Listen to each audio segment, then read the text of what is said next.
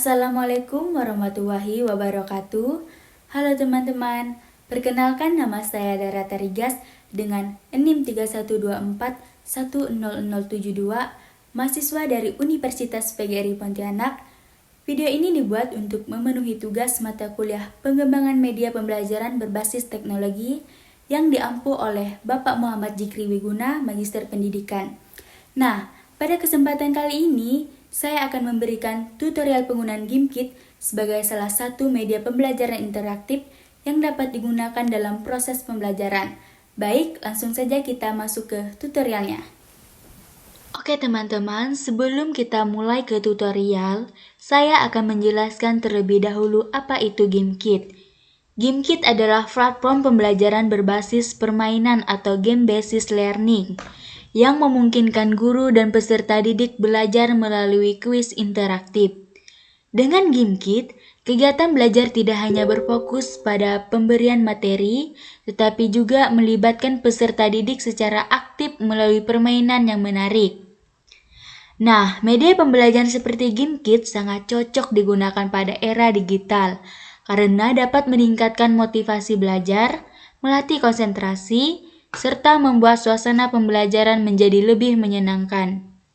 Nah, selain itu, GIMKit dapat digunakan pada berbagai mata pelajaran seperti Bahasa Indonesia, Bahasa Inggris, Matematika, IPA, IPS, maupun mata pelajaran lainnya. Nah, baiklah, kita akan lanjut ke tutorialnya. Yang pertama-tama kita buka Google Chrome. Kita klik open. Terus kita browser www.gimkit.com.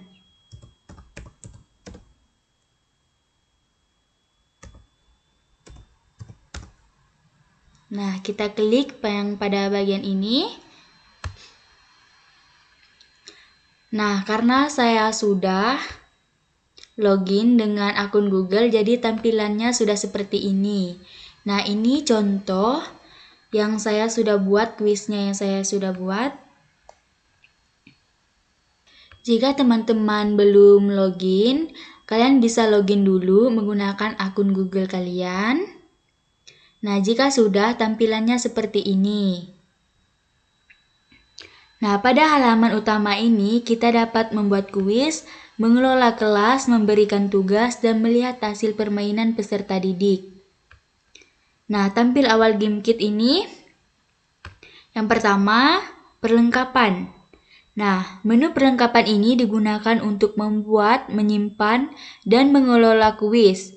Semua kuis yang telah dibuat akan tersimpan pada menu ini sehingga dapat digunakan kembali kapan saja. Selanjutnya laporan. Menu laporan ini digunakan untuk melihat hasil permainan atau hasil belajar peserta. Melalui menu ini, guru dapat mengetahui skor peserta, jumlah jawaban benar, jumlah jawaban salah, dan perkembangan belajar peserta. Nah, yang ketiga ini tugas.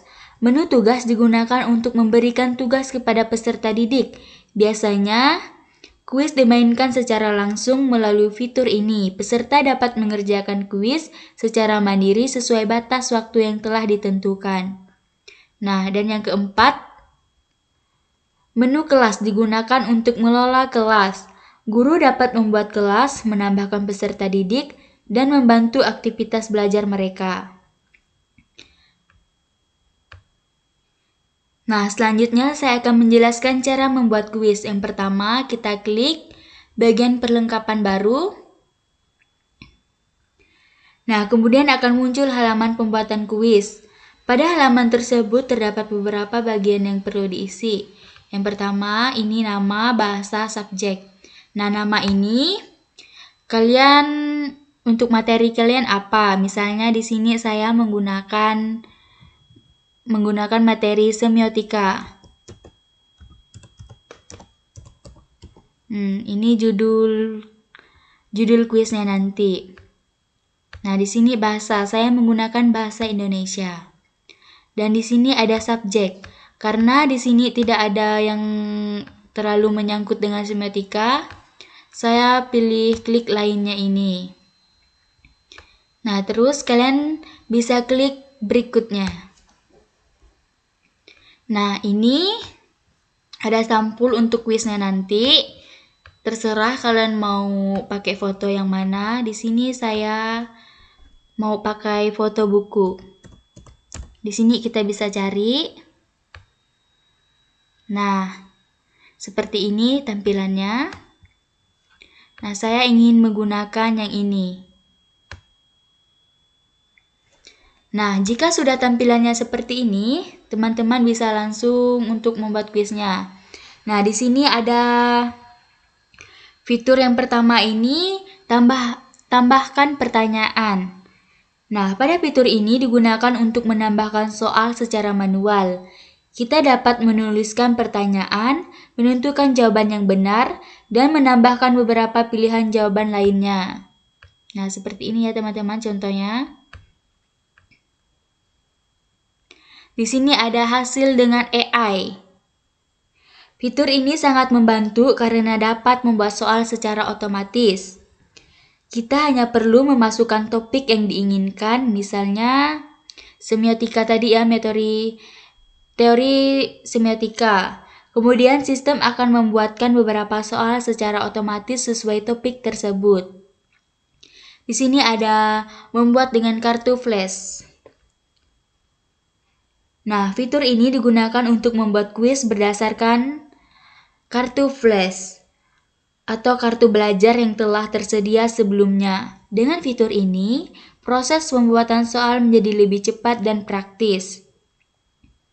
Di sini ada berkolaborasi dengan KitCollab. Nah, fitur ini memungkinkan peserta didik ikut berpartisipasi dalam membuat soal. Guru dapat membuka sesi KitCollab dengan peserta mengirimkan pertanyaan yang mereka buat sendiri. Kemudian guru memilih soal yang sesuai untuk digunakan dalam kuis. Nah, dan kelima, tambahkan dari bank soal.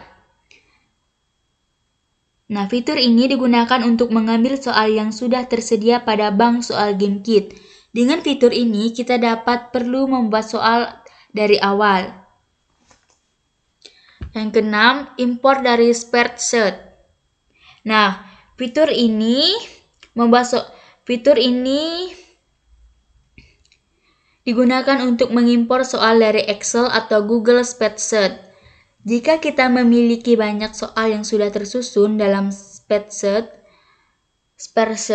fitur ini akan sangat membantu karena proses pemasukan soal menjadi lebih cepat dan efisien.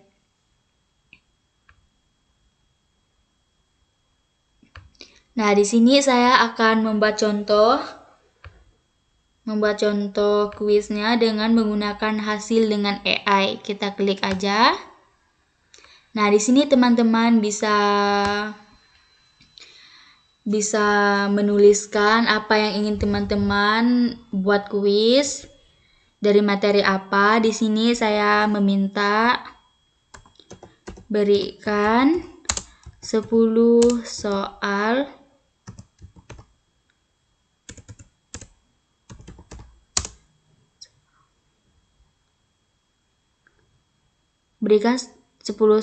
materi semiotika.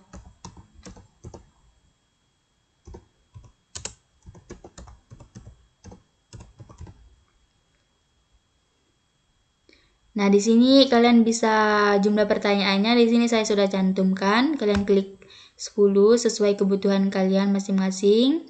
Nah, di sini bisa kalian pilih tingkat kelasnya. Misalnya saya menggunakan kelas 10. Nah, kalian bisa klik buatkan pertanyaannya.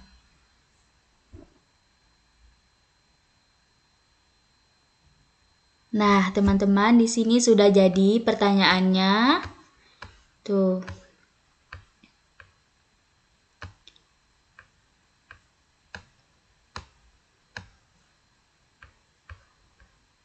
Jadi, kita bisa klik tambahkan semua pertanyaan. Nah, jika sudah pas atau sudah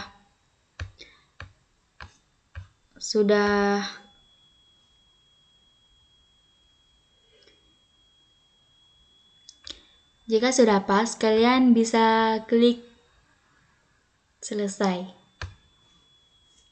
Nah, setelah semua soal selesai dibuat, langkah berikutnya adalah memainkan kuis tersebut. Untuk memulai permainan, kita bisa klik mainkan langsung.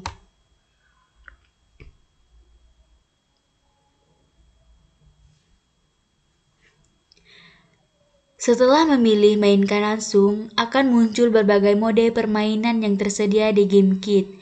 Nah, salah satu keunggulan GameKit adalah memiliki banyak mode permainan yang menarik, sehingga peserta tidak mudah merasa bosan.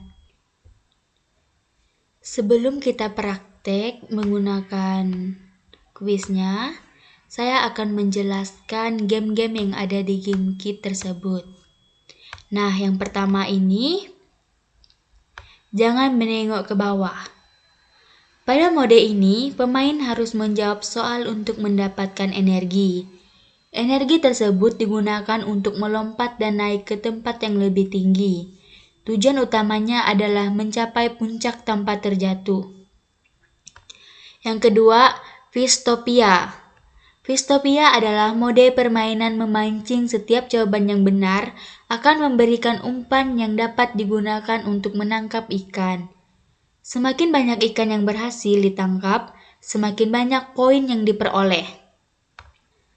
Jangan percaya siapapun. Mode ini mengajak pemain untuk menjadi detektif. Selain menjawab soal, pemain juga mencari tahu siapa penyusup yang ada di dalam permainan. Karena itu, kerjasama dan ketelitian sangat dibutuhkan. Di sini ada mode unggulan. Yang pertama, perebutan bendera. Mode ini dimainkan secara berkelompok. Setiap tim berusaha merebut bendera lawan dan membawanya kembali ke markas. Jawaban yang benar akan membantu tim bergerak lebih cepat menuju kemenangan. Pukul balik. Pada mode ini, pemain saling bersaing dalam arena. Semakin banyak soal yang dijawab dengan benar, semakin besar pula pemain untuk mengalahkan lawan. Mode D3. Bentrokan warna. Dalam permainan ini, setiap tim berusaha menguasai wilayah peta dengan warna timnya masing-masing. Tim yang berhasil menguasai arena paling banyak akan menjadi pemenangnya. Dema berlian. Pemain harus mengumpulkan berlian sebanyak mungkin. Semakin banyak berlian yang diperoleh, semakin tinggi skor yang didapatkan. Perkelahian salju. Mode ini bertema musim dingin. Pemain saling melempar bola salju sambil tetap menjawab soal untuk mendapatkan keuntungan dalam permainan. Bertahan hidup di salju. Pada mode ini, pemain harus bertahan hidup di lingkungan bersalju sambil menghadapi berbagai tantangan yang ada. Tek dominasi. Mode ini merupakan permainan kejar-kejaran. Pemain harus menandai lawan dan berusaha menguasai pemain untuk mendapatkan poin terbanyak.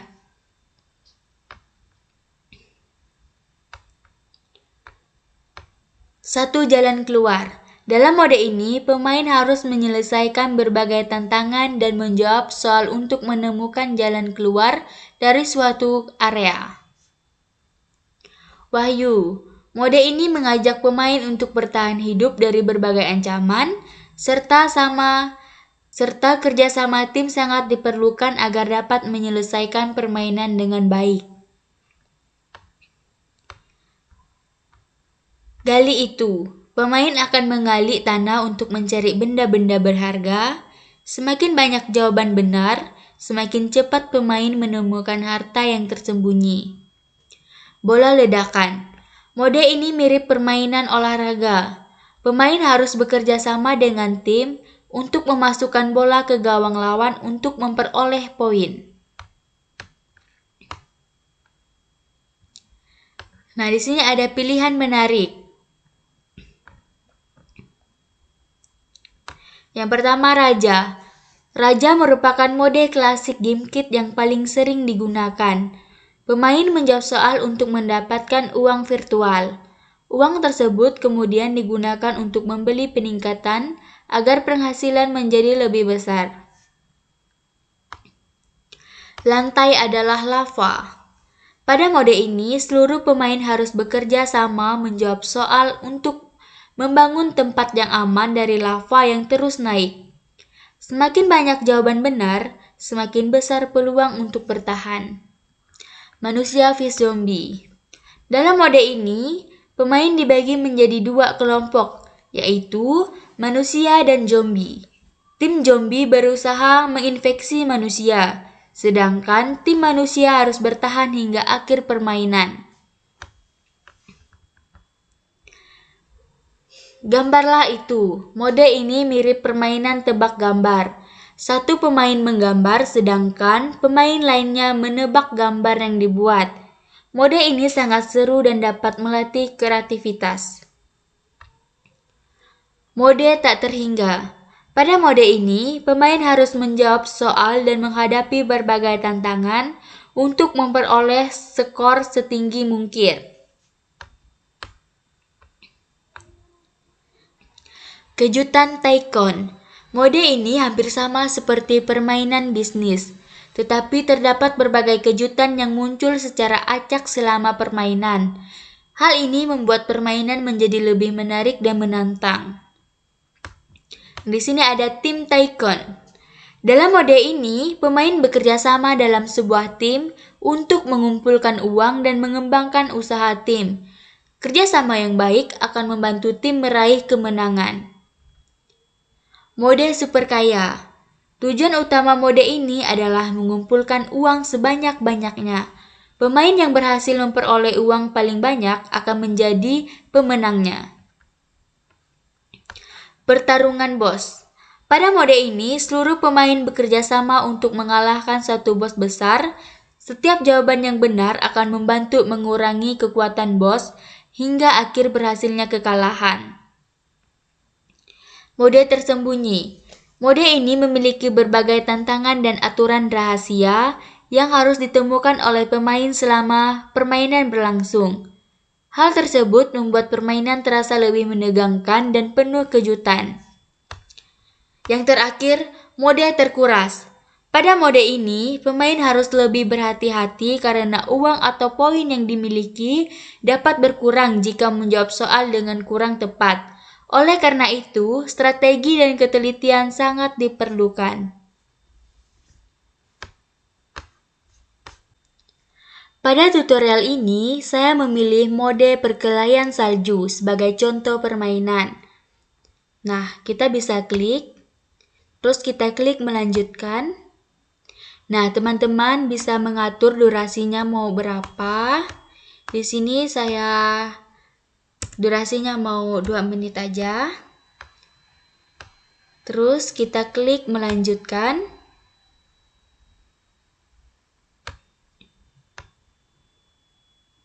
Nah, di sini masih loading. Nah, setelah mode permainan dipilih, GameKit akan menampilkan sebuah kode permainan. Kode ini nantinya digunakan oleh peserta untuk bergabung ke dalam permainan. Cara bergabungnya cukup mudah. Peserta hanya perlu membuka website GameKit, kemudian memilih join game, memasukkan kode permainan yang diberikan, menuliskan nama lalu menekan tombol join. Setelah semua peserta berhasil masuk, host atau guru dapat menekan tombol start game untuk memulai permainan. Nah, ketika permainan berlangsung, peserta harus menjawab soal dengan benar untuk memperoleh poin dan berbagai keuntungan sesuai dengan mode permainan yang dipilih. Dengan cara ini, peserta tidak hanya bermain, tetapi juga belajar dan memahami materi yang sedang dipelajari. Nah, karena di sini teman saya sudah login, saya bisa klik start game.